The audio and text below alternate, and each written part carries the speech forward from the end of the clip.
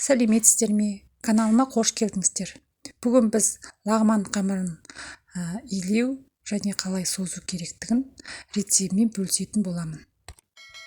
Ең алдымен бізге мөлшерімізге қарай ұн және жылы су керек. 3 қасық тұз салып, жақсылап араластырып дайындап аламыз. Қамырды ақырындап илейміз.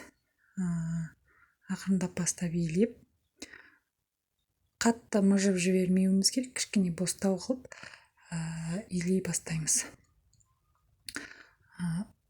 Дұрыстап, ақырындап, қатты мыжбай илейміз.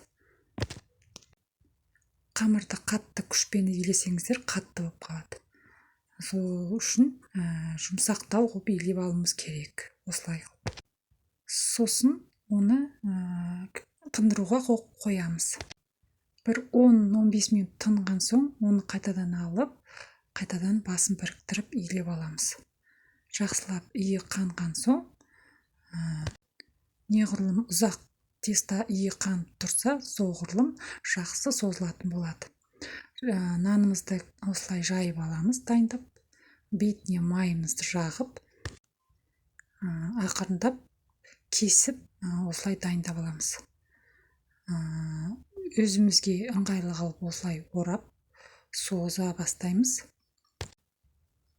Созғанда да қамырымыз тез созылады.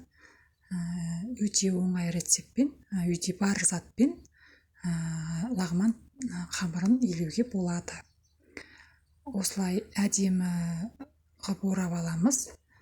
Ақырындап уже созуға кірісеміз. Міне қараңыздаршы, өзі жылдам созылып жатыр. Тырыспайды, жабыспайды. Міне әдемі қамыр шықты. Біз міне уже пісіріп алдық. Сіздер де осы рецепт бойынша жасап пісірсеңіздер болады.